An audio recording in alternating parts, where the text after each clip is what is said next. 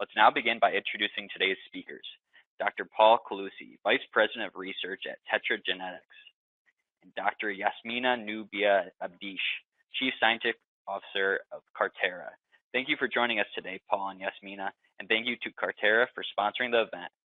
Thanks for the introduction. We're going to be talking today about our strategy for identifying antibodies against human ion channels using Tetrahymena thermophila, the system we use to make the recombinant ion channels. So ion channels, of course, are at the core of many diseases. They're a very large potential therapeutic target list. A lot of targets in oncology, pain, especially autoimmune, and amongst a host of others, but really underrepresented in terms of therapeutic development of molecules, in particular biologics. One of the challenges with ion channels is that in terms of drug discovery, in particular antibody discovery, is the lack of a robust recombinant source of ion channel where you get enough of the protein to really develop and generate the antibody screening tools that let you get deep into the immune repertoire and pull out the rare antibodies that will actually modulate the function of the ion channels. Now, with recombinant expression in general, typically there's always a balancing act between the quantity of the ion channel or the recombinant protein, in this case the ion channel, and the quality of the recombinant protein. For ion channels, certainly probably the gold standard recombinant expression platform is mammalian cells. Insect cells also do very well. Alternative systems like bacteria and yeast will generally make a lot more of a recombinant protein, but you'll suffer on quality. Typically for mammalian cell-produced ion channels, the quality is very high. It's just the quantity is so low to make drug discovery in general and antibody discovery in particular very difficult. So that's just one part of the challenge. The other part are the ion channels themselves. There's a lot of technical challenges with targeting channels with antibodies. To begin with, although a lot of the channels are relatively large molecules, the target surface area, the exposed extracellular loops, tend to be pretty small. And there's a high degree of conservation, and typically you require, again, going back to the expression platform, you typically require quite a lot of the protein, either through immunizations or various screening strategies. So that's the overall challenge. We have really focused on the recombinant expression. It doesn't really solve the problem of small epitopes or, not particularly immunogenic epitopes, but it does allow you, if you can crack, a robust production of the ion channels, it does allow you the ability to develop the kind of screening tools that will find those rare antibodies. Our system, our production platform for the ion channels is based on Tetrahymena thermophila. This is a ciliated protist that you find in ponds, freshwater ponds. It's a true microbe. It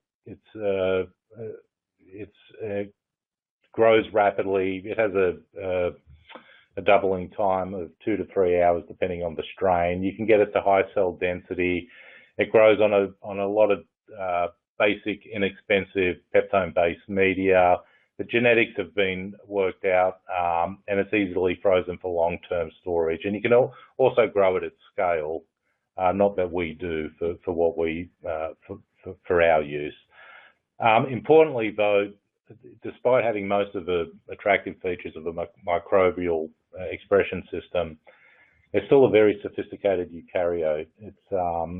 It has about 20,000 or so annotated genes, so getting close to mammalian genome numbers, mammalian-like PTMs. It has no cell wall, so it's easy enough to get proteins out of membranes. It has a number of enhanced features for production of membrane and secreted proteins. And probably most interestingly, the bug has really developed or evolved to spend a lot of its metabolism on producing the kinds of membrane proteins like ion channels that we're interested in generating recombinantly. So if you look at this table on the right-hand side, this gives you a comparison of the major membrane protein families, ABC transporters, MFS, voltage-gated ion channels, and P-type ATPases. It kind of gives you a comparison of the genes that encode those proteins in Tetrahymena compared to what's encoded in human cells. And for each of the major classes, you're looking at 3 times as many of those family of proteins that are encoded by Tetrahymena. So the bug has really evolved to produce these. It spends a lot of its metabolism producing these proteins. And so we have really, using that as a base, we've spent quite a bit of time developing the bug through, standard molecular biology, our vectors, our culturing conditions to get the bug to produce recombinant human ion channels in particular. And that's basically where we start all of our ion channel antibody discovery. So if you look at it from if you stand back and look at our complete strategy, the first step is always a customized expression of a human ion channel in Tetrahymena. The goal, of course, is to get as high yield and preferably in a purified format and high quality amount of protein. Once we've achieved that, we'll typically split the program in 2. We'll spend time developing antibody screening tools.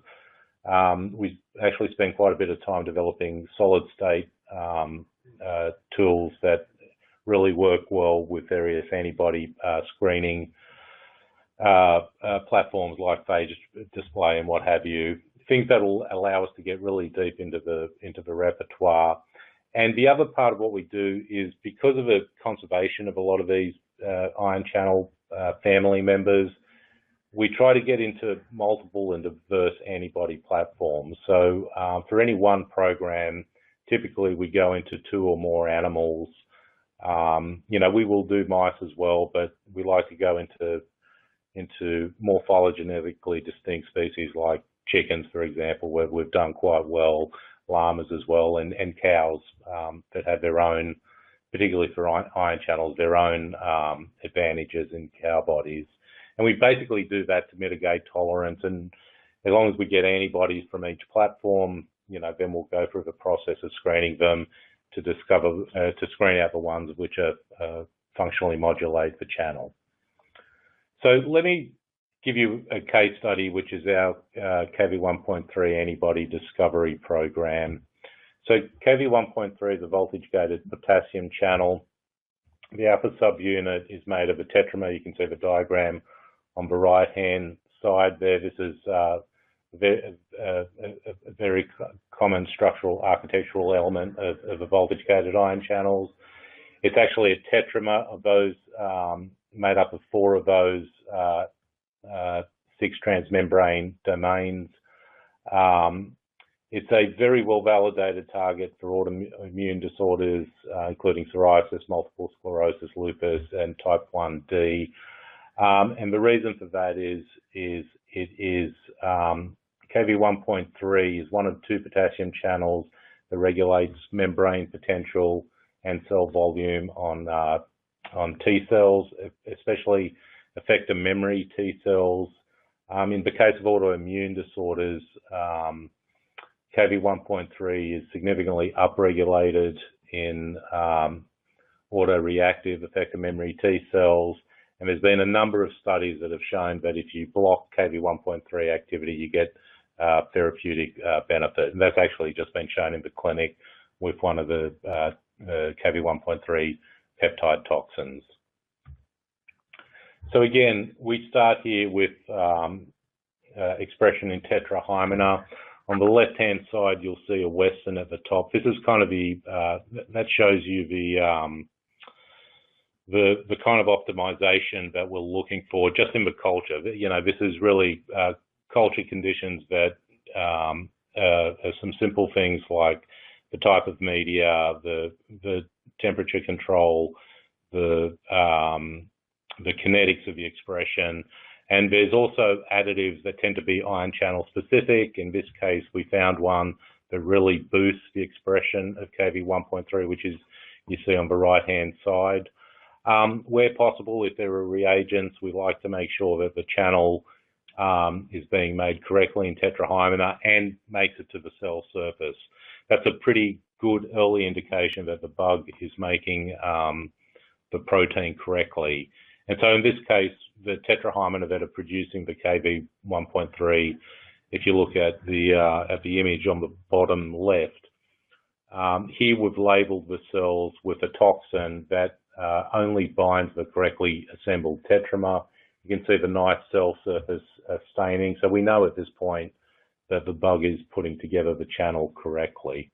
And so from this point, we proceed to the purification. So here we spend some time, with a typical detergent-based extraction, affinity purified. Typically with the proteins, with any of the membrane proteins we work with, especially the ion channels, we will reconstitute the purified protein, take away the detergent, reconstitute it into a lipid bilayer. So that maintains the stability of the protein. It also allows us to freeze it for long-term storage as we prepare for the antibody discovery program. On the right-hand side, again for Kv1.3, we were able to test the binding of our purified protein on toxin ligands that we know should bind the protein, and which it did. And so we were confident going ahead that the material was of sufficient quality and was folded correctly.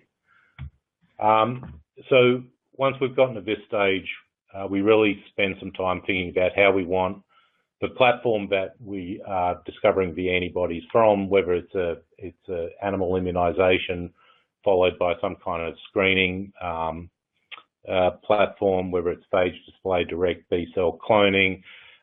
If we're going into animals, we spend some time developing the immunogen, which is to say the formulation that will be immunized into the animal. This can be pretty specific. We tend to incorporate adjuvants into the liposome prep, so we can easily add lipid-based adjuvants, which we tend to do. We also can add soluble adjuvants, so various TLR, CPG agonists. Again, this is going to be customized based on the animal we're going into, particularly with the TLR agonists that have their own various specific sequences. On the antibody screening tool side, typically we will opt for going onto some kind of solid support. Magnetic beads work pretty well for us. Certainly they did for Kv1.3. On the right-hand side, you'll see the basic design. If you look at the diagram in the middle there, that shows a Kv1.3 monomer that we attach to the magnetic bead through engineered tags at the C-terminal end. After that, we actually incorporate we build a lipid bilayer around the entire bead with the attached ion channel so that we can stabilize it. In this case, we spiked the lipid bilayer with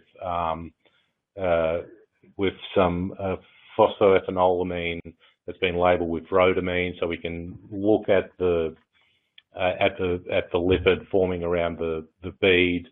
And we check all of this by immunofluorescence. So if you look at the top left-hand side under rhodamine PE, that's just the lipid around the individual particles. In the middle is a immunofluorescence of these beads done with an antibody that recognizes an extracellular loop where you see the little star on the diagram. So we can see we're getting exposure of those surface loops, which is what we want. We want to preferentially pull down antibodies that bind those extracellular loops. And on the right-hand side, you see the merge. Now for KV1.3, we actually tested this before we did the antibody screening, and just with we tested pull downs using these beads with commercial antibodies that recognized either the engineered tags, either flag or hiss, that should be intracellular with respect to the lipid bilayer, compared to the pull down with the antibody that binds the extracellular epitope. And majority of the antibody we pulled down was from that external epitope recognizing antibody. So we've done this we've actually done it for a few others, but this is a nice way. It's particularly good for phage display. So we actually went into two platforms with the immunogen. So we went into chickens. So we did this in collaboration with, they were previously Crystal Biosciences. They're now part of Ligand Pharmaceuticals, where the chickens were immunized with our immunogens, our KV1.3 liposomes. And then the actual antibody screening was done with their proprietary GEM assay, which is essentially a straight-out B-cell cloning assay. The other platform we went into was llama. This was in collaboration with Arginex. There, the animals were actually immunized with a combination of DNA and our proteoliposomes, and then the screening was done with phage display. And so at the bottom there, you see a handful of the antibodies we pulled out that were specific. These are just ELISAs showing that the antibodies are dose responsive to the KV1.3, but not to the control proteoliposomes. For our controls, we typically use other ion channels that we make that we just think that's a better control than just the empty liposomes themselves. So after that, we went into the next important screen is to test the binders for those that are able to block ion channel activity. Again, we do all of this in transfected mammalian cells at this point. We don't do any of the actual antibody characterization and screening on the Tetrahymena-based material. And so what you see there is basically the traces from an antibody that gave no inhibition on the left-hand side to an antibody that blocks the current, the KV1.3 current, on the right-hand side. And so when all was said and done, when the output from this program, from the two antibody platforms, was identifying about 69 binders. Most of those were from the chicken, 50 were from the chicken, 19 from the phage library made from the llamas. And from those, we identified 10 that were functional. That was a pretty big hit rate. It was about 14% functional antibodies to binders. So then, we did some more characterization to get a handle on, the selectivity, the potency. Some of these antibodies are showing really quite strong potency, at least below 10 nanomolar for one of them, with, showing good dose response curves. The one in red here, the P1E6, that's a chicken antibody. The green dose response is from the llama. It's a little bit less potent. Both of these antibodies, or actually all of the functional antibodies, show a time-dependent block. So not as fast as typical for the peptide biologics, but over about a 10-minute period, we're getting nearly complete block of the ion channel. And certainly not like some of the other antibodies against ion channels where the mechanism of action is actually a multi-hour internalization of the ion channel antibody complex. This looks like it's a bona fide activity block. Importantly, and probably not unexpectedly, this is the major reason people are interested in isolating ion channels for antibodies, or isolating antibodies that target ion channels, is the selectivity.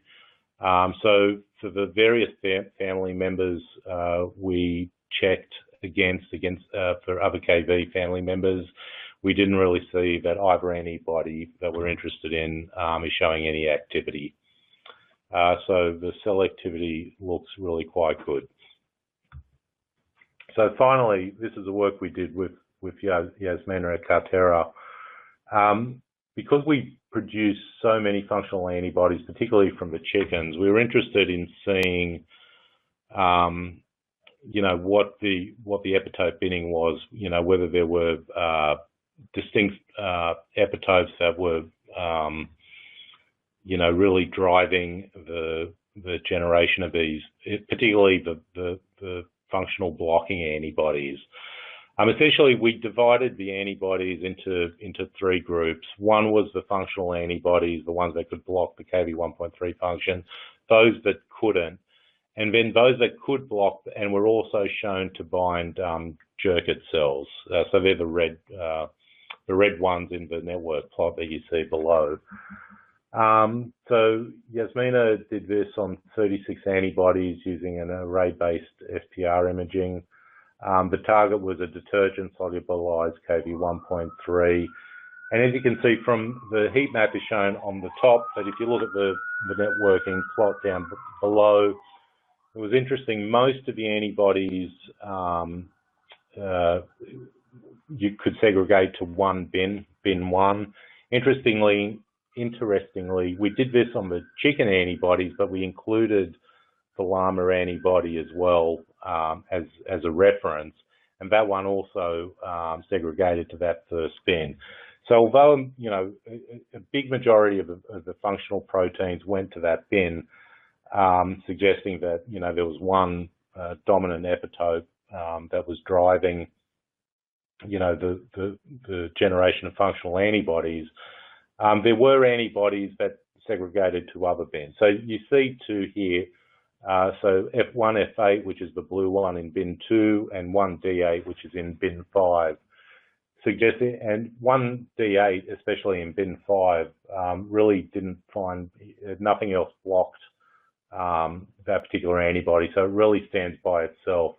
I will say there's actually another antibody that wasn't tested because, which ends up being the most potent by EFIS.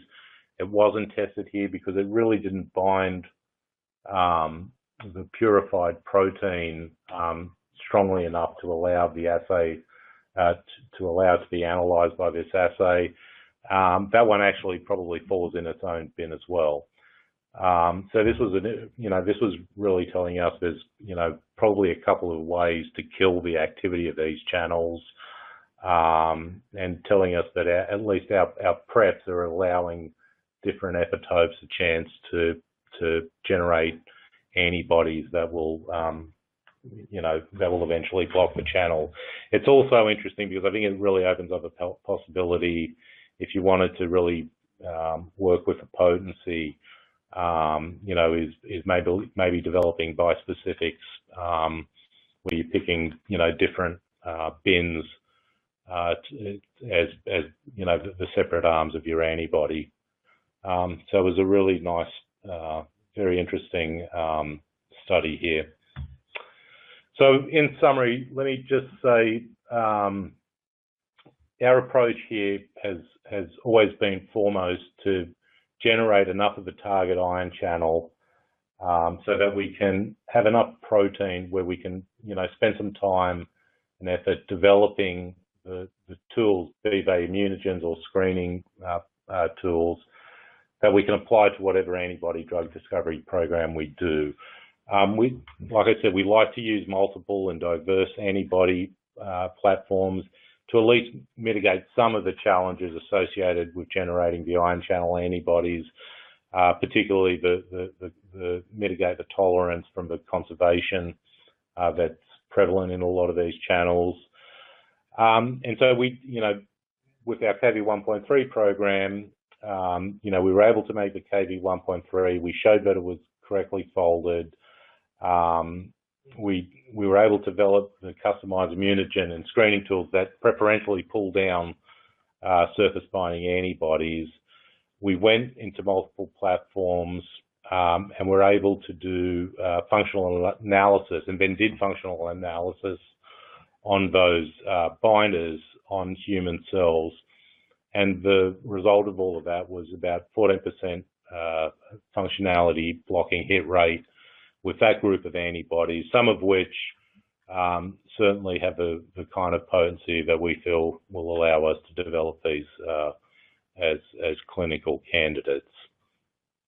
So let me just end there by thanking all the people that worked on this, our crew at Tetragenetics, Yasmina at Cartera, Heike and High at UC Davis. They're our KV 1.3 EPHIS experts. The guys at Crystal, Bill, Ellen, Ryan, and Darlene that pulled out the antibodies from the chickens, and the guys at Arginex, Bus, Laurie, and Hans, who did all the work on generating and isolating the llama antibodies.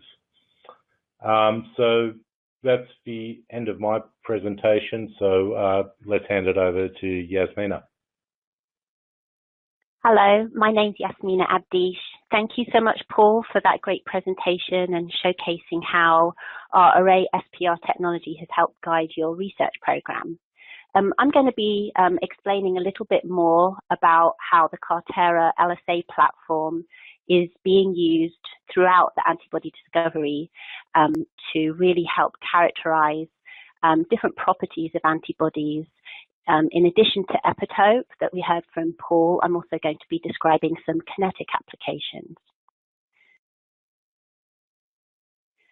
So first, I'm just going to show an overview of what I'm going to talk about. First of all, I will go into a little bit of background about Carterra and who we are. And then I will introduce the array SPR platform that we're calling the LSA. And then I will go into 3 examples of some applications that are really key to antibody discovery. They are the epitope binning that we heard from Paul, some mapping, and then binding kinetics and affinity. So a little about Carterra. So we're not a new company. We actually have just changed our name and really developed our applications. We were founded in 2005 and called Wasatch Microfluidics. And we have a patented technology for continuous flow microspotting, which allows proteins or other molecules to be printed onto slides or gold chips for various applications. And we've really harnessed that ability to pair it with SPR to enable interaction analysis. So in late 2016, we received some significant funding that allowed us to really move forward in a very application-driven way. And we married the CFM, continuous flow microspotting technology, with our own SPR imaging. And we rebranded the company. Carterra is a play on words, cartography or mapping, and terra, worlds. We are literally trying to map your worlds, so help you to navigate your antibody discovery.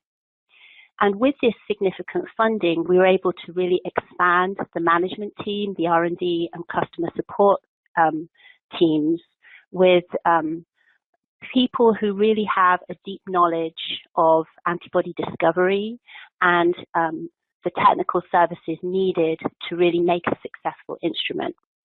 And we have expanded facilities.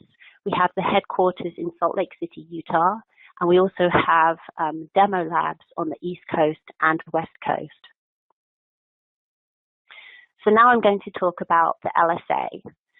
So we're really pleased to announce that in early March, we had already sold 4 instruments.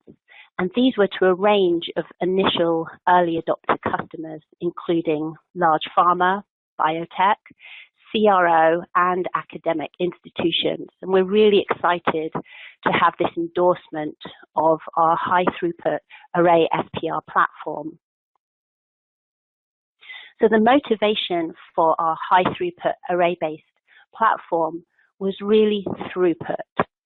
In antibody discovery, a lot of money is spent on generating antibodies, but analytical tools to characterize them really fall orders of magnitude behind in terms of their throughput.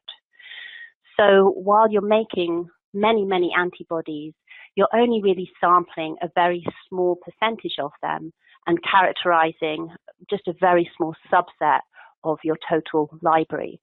And this means that you could maybe overlook a really great clone, a nuanced binder, and possibly throw away a blockbuster candidate.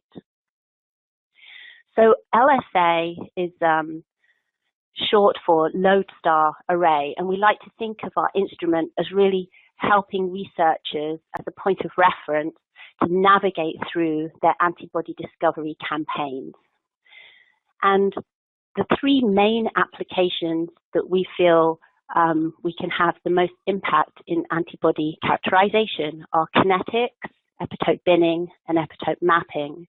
And we have taken a core-based approach in our software using icons to depict the assay configuration that you want to run. So you would simply click on the icon, and it would take you through a series of questions, and you would be guided through how to set up your experiment. In addition to the experimental layout, we have supporting software to help analyze the data.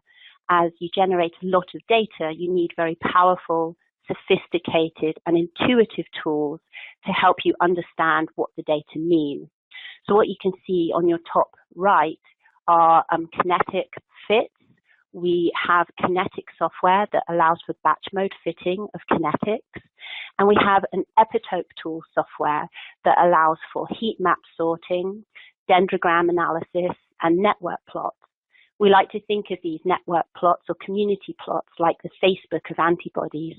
It shows you which antibodies are clustering with which other antibodies. Also for epitope mapping, where you have a peptide library that maybe you want to array onto your surface and then characterize the epitopes of antibodies in solution. And again, we have software to support this. Our Epitope and Kinetic software packages, we like to think of as siblings, brother and sister. And so we have skinned them similarly, and features in one are often found in the other. So if you can understand how to use one of them, the other one is very intuitive to use. So for maximum automated capacities, these are kind of what the capabilities are for the LSA.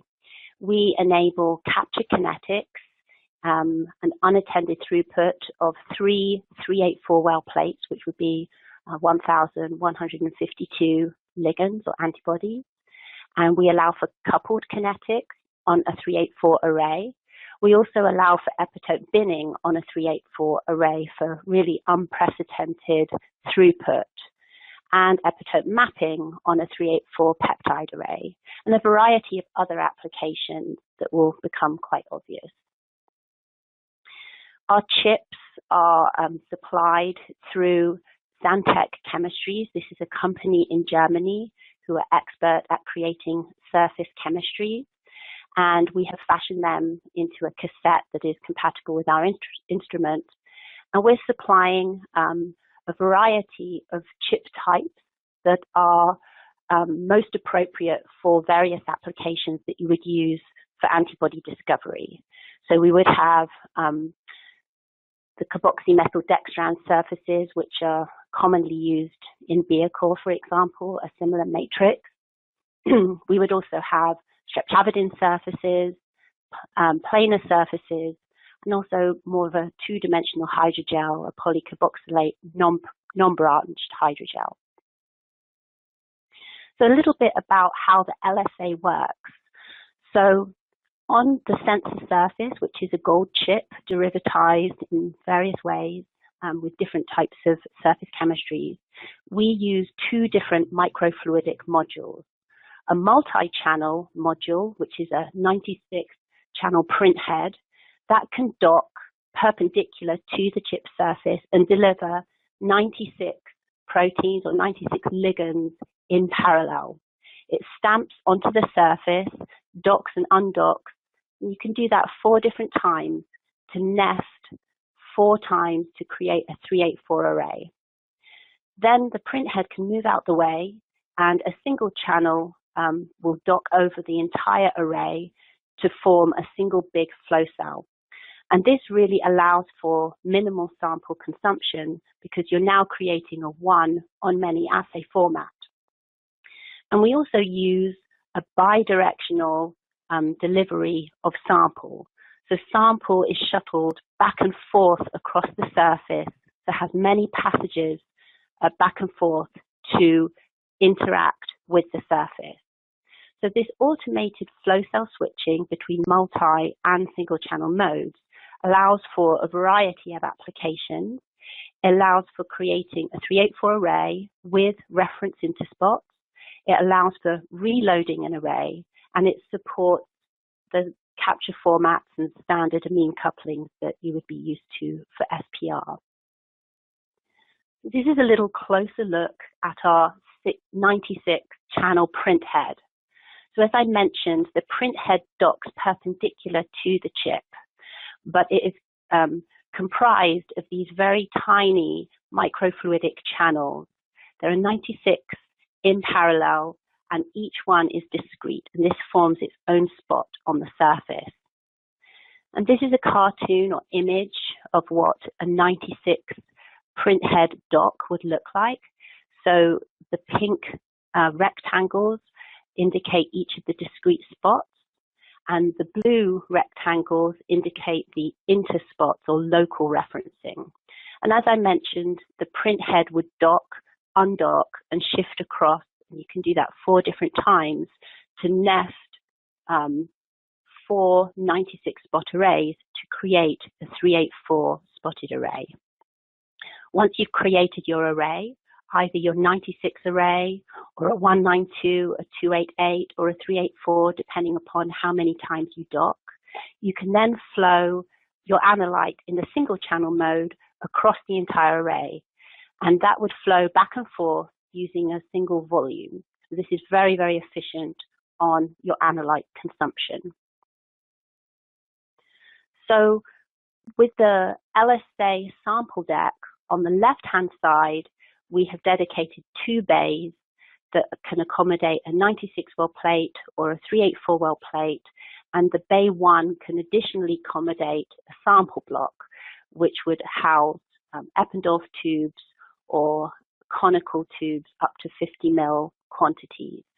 And this would service the single channel mode, the large flow cell. Then on the right-hand side of the sample deck, we have dedicated 3 plate positions, bay 3 through 5. These can accommodate 96 well plates or 384 well plates for a maximum capacity of 3 384 well plates. The whole deck is also chilled, and your samples obviously would have covers on them. So let's talk about epitope binning.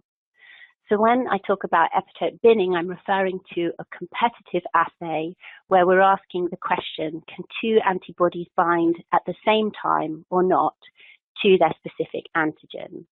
And if they can bind at the same time, we infer that the 2 antibodies in question are binding non-overlapping epitopes. And if they can't bind at the same time, we infer that they're blocking one another's epitope. In other words, they are overlapping. And in order to do this in a high throughput mode, you can really take advantage of the one-on-many mode. So you can create your 384 ligands on the surface, and then come in each time with a different antibody in solution and explore a full 384 by 384 matrix. And I wanted to draw your attention to some literature from 2016. So we first demonstrated this with a publication, and this publication goes into all the nuances that you can see in high definition when you have this very granular way of looking at how antibodies compete with one another. And in the same year, this is very representative of the throughput of other label-free instruments such as biolayer interferometry-based ones, where much, much smaller antibody panels are being explored. Here, only a 13 by 13. And I'd like to just make the analogy here that you're really looking at like black and white TV versus color TV.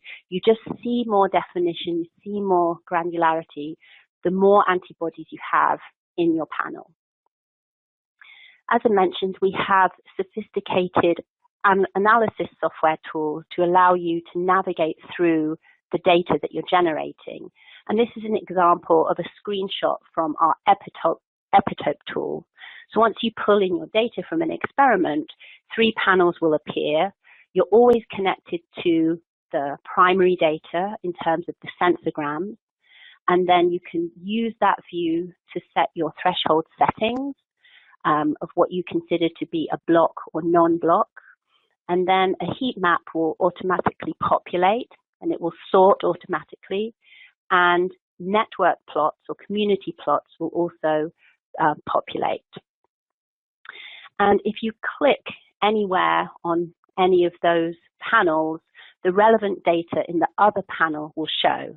So in this example on the right, if you click on a chord in the network blocking plot, the relevant cells in the heat map will be highlighted, as well as the relevant sensograms. So you can inspect just visually whether you agree with an assignment or not. And what's really nice about the network blocking plot is that we have also got a lot of granular detail in there, such that a solid chord would mean that a blocking interaction was observed in both orders of addition, where the ligand blocks the analyte and the analyte blocks the ligand, and a dotted chord shows an asymmetric block, as shown here. We have other visualization tools in our Epitope software. As I mentioned, the networks, they represent the most granular of binnings. And if you're thinking about a dendrogram plot, this would be at the tip of the branches. But if you wanted to have a coarser, fewer bins, you can actually move the cut height up the dendrogram and show a coarser binning in terms of community plots. This is an example of a recently published binning that we did to support a study where it was actually ligand pharmaceuticals were looking at different types of chickens and wanted to compare their epitope outputs. So this was on a 192 array. What's nice about our Epitope tool is that when you create the network plots, you can also pull in data from orthogonal assays and color the plots by those data. So in this example, the binning data were colored by some epitope mapping in terms of subdomain of protein. They were also colored in terms of library. We had some humanized antibodies versus some wild type chicken antibodies, and also mouse cross-reactivity. So this is a really nice way of showing multiple different parameters within the context of the epitope landscape. I'm going to touch briefly upon the peptide array mapping application. So if you can imagine you have a peptide library, you could array that. If it was biotinylated, for example, you could array that as a 384 array on a streptavidin chip. And then you could use the single flow cell to sample each of your antibodies. And you can do this with more than 384 antibodies on a 384 array. And again, we have software that will support this application. Here is a snapshot of the software. The data, again, would always be linked to all the other data in the other panels. So in addition to the heat map and the dendrograms, we also have a stacked plot version of data representation. So you can see which peptides are mapping to which antibodies and cluster them accordingly.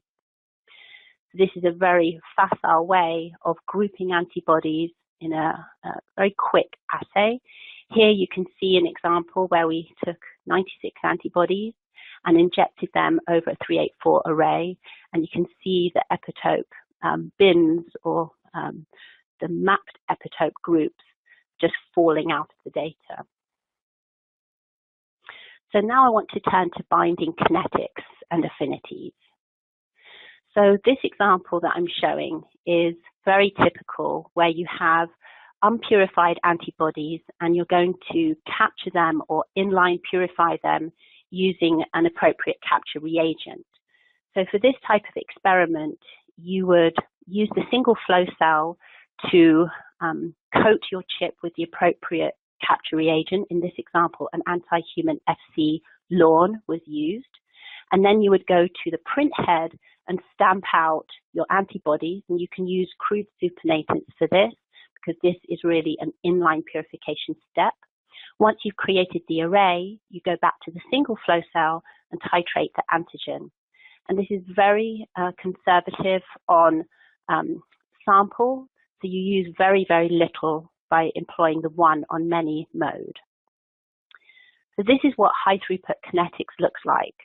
So here what you're looking at is, I like to think of it as a stamp collection or tile view, where each one of those tiles represents antigen being titrated over a single spot of the array, and all spots are being analyzed in real time at the same time. So it takes the same amount of time to analyze one interaction as it does 384 interactions. And our software is enables a really quick batch mode analysis of these types of data. Here, poor data has been flagged with gray boxes. This shows you that those spots had either no binding or barely bound. The yellow highlighted panels show very poor fits, unacceptably high chi-squared values, for example. And the purple panels show binding that didn't have enough binding to determine a good on rate. In other words, the Rmax that was fit was twofold above the highest value of the RU that was recorded. So our software really allows you very quickly to navigate and create the data to flag the good, the bad, and the ugly. So if you didn't have 384 antibodies, you had a smaller panel, for example, you could still use the full capacity of the 384 array and print antibodies on replicate spots. And this is a really nice way of increasing the N, or increasing the statistical confidence of your kinetics. So here what you're looking at are 16 discrete spots, each printed with the same antibody, and then the reported association rate constant, dissociation rate constant, and affinity represent the mean and standard deviation of each of these global fits. This example shows that even in a capture experiment, because you are titrating the antigen from very low to very high over the entire array, you can really have a very broad affinity range captured in a single experiment. Here you see a very stable interaction with a picomolar affinity, and then at the bottom you see a transient interaction with a higher nanomole affinity. And our Kinetic tool also generates isoaffinity plots automatically. This is a really nice way of seeing how the kinetics cluster, and then picking antibodies perhaps with the same affinity but reach through different kinetics. We have various QCs that you can apply as well. For example, you can apply the 5% rule to the off rate, such that anything that is below 1 e to the minus 5, for example, can just have a cutoff value. So if you do apply the 384 array concept to a very small panel of antibodies, you can get this really good statistical significance of each of the parameters. This is a really nice example showing that while off rate can correlate with affinity, you're actually losing information about the on rate if you were only to screen clones by off rate. And so this example really shows you that because all of the clones were analyzed in the same experiment, you can have very high confidence in differences between them. So it really gives you an exquisite discriminating tool to really separate antibodies from one another. So a little bit about the Kinetic software. I mentioned, it's very robust and it supports batch mode fitting. And we also have input some QCs as default, and these are user adjustable. And we have various visualization tools that can really aid in communicating the data with your, say, non-biosensor colleagues, as the results are really conveniently exported as Excel files. So here's an example of what the Kinetic tool looks like when you input your data from a Kinetic experiment. It would populate the ligand table, which would represent the array, and then it would populate the analyte table, which would represent, say, the antigen that you have titrated over the array. And then you would see the data on the right-hand side. As I mentioned, it supports batch mode fitting. So just with a simple click of a button, you would be able to apply unique kinetic parameters to each of the spots and create different tile views.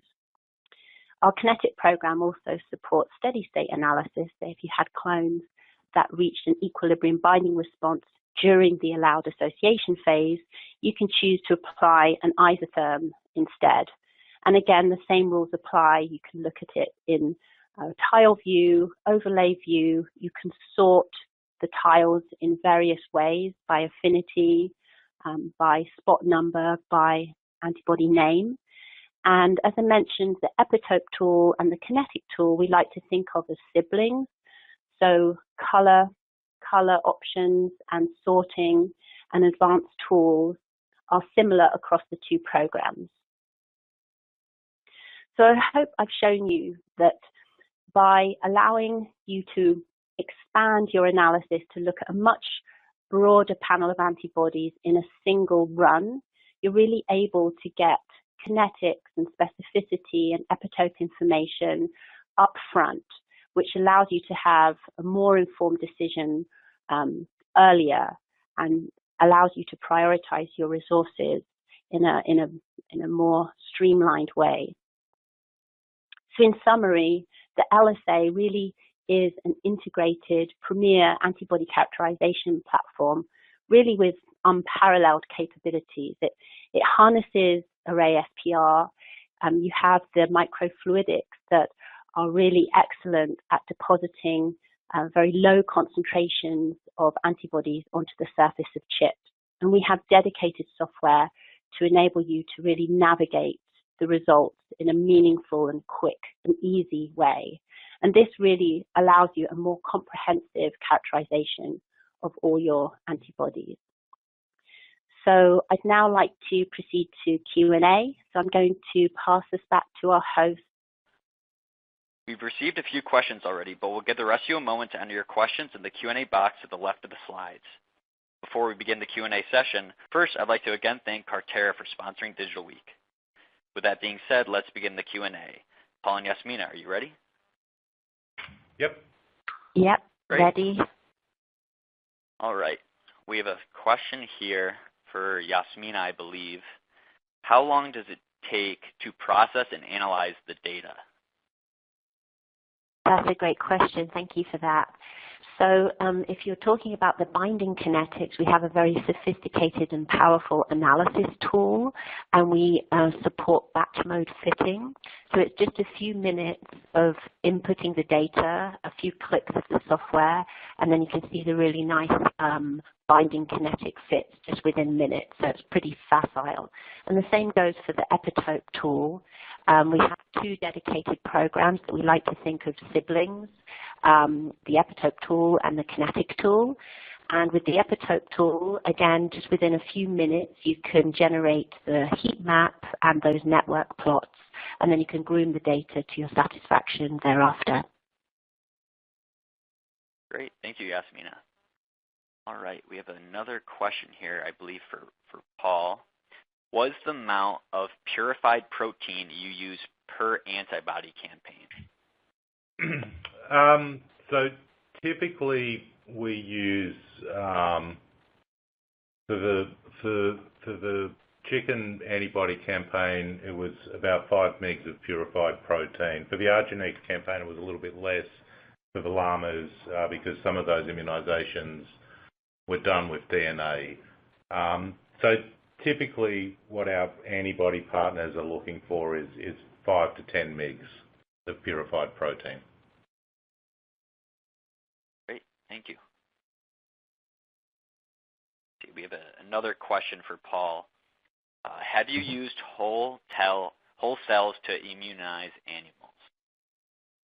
We've used membrane preps, so not necessarily for whole cells, but for fractionated membranes that contain the target antigen. We've been successful in generating antibodies to membrane proteins doing that. I think that's pretty standard, and it's what's been used by other labs where they haven't had the opportunity to purify the proteins. But typically now we're pretty much exclusively purified protein. We just get a much better response, and we have much more flexibility in developing the antibody screening tools, so we can really mine the immune repertoire with the purified proteins that we make. So we have done it, but you know, our preference is always to use purified protein. Great, thank you. All right, we have a question for Yasmina now. What's the autosampler capacity of LSA? The second part of the question is how many ligands and analytes does it support? Okay, so the LSA has 5 bays. 2 of them are on the left-hand side of the instrument, and they are for your single flow cell. So that is 2 bays, each of which could accommodate a 96 or a 384 well plate. Additionally, on that side, one of those positions can support various sizes of tubes and epitopes.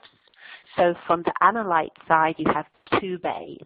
On the ligand side, for the printer, we have 3 bays. Those can accommodate either a 96 or 384 well plate. So in the capture kinetic mode, for example, if at full capacity, you could have 3 384 well plates. So that would be 1152 ligands per unattended run. Excellent, thank you. All right, we have another question here. They didn't specify if it was to Paul or Yasmina, but it is, what are the advantages of your system over Xenopus, Alasite, Stably, transfected with a specific ion channel messenger RNA? I think that's probably mine, Yasmina. Absolutely. Yeah.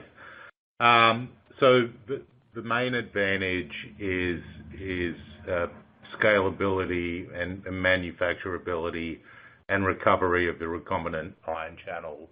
So, you know, Xenopus, although a great system, and, you know, shown to generate really high quality ion channels, it's not a system that you would be able to use to generate the amounts of protein that we purify to do the drug discovery campaigns. So that's basically why. Great. All right, we have another question for Paul. Have you applied this strategy to other membrane proteins, GPCRs, transporters? We have. Most of our focus is on ion channels. We have done other membrane proteins. We've actually done quite a lot of work with vaccine antigens. We haven't, although GPCRs are obviously a very, very important therapeutic class of target proteins, we've done most of our work with the ion channels so far. We're starting to branch out now beyond the ion channels and really apply what we've learned in generating the large amounts of ion channel in our system to other classes of membrane proteins. So it's coming, you know, but certainly the ion channels has been the focus up until this point. And we have another question that isn't assigned to a specific presenter. How did the ion channel binding data look? Do you see much NSB? So I think that's probably for me partly, but also Paul, I'll pass to you after I respond. So for this particular project, we were lucky enough to have a really nice recombinant source of the ion channel, and maybe Paul can elaborate a little bit more. And so under the conditions of the experiment, we didn't see any significant non-specific binding in the binding assays. The ones that we show here are for the binning, and we did that in a premix assay format. And so we didn't really see any unspecific or non-specific binding that interfered with the assay. Maybe Paul, maybe you'd like to comment in context of other assays where you used this protein? Yeah, so thanks, Yasmina. So the only thing I will add to that is, you know, for the assays, you know, the other assays where we attach the protein to a chip to do SPR-based assays, actually you know, our first attempts were unsuccessful because we had the protein in the liposome, which is actually probably a good sign because you know, if the thing's oriented correctly, the engineered tags wouldn't be, you know, readily available for the attachment chemistry. And so, you know, as Yasmina said, we started using the purified protein that was just in a mixed micelle detergent, and that seemed to work really well for the binning assays and some of the other SPR assays we used. Great. I'm going to go ahead and close this out. Thank you both for presenting today.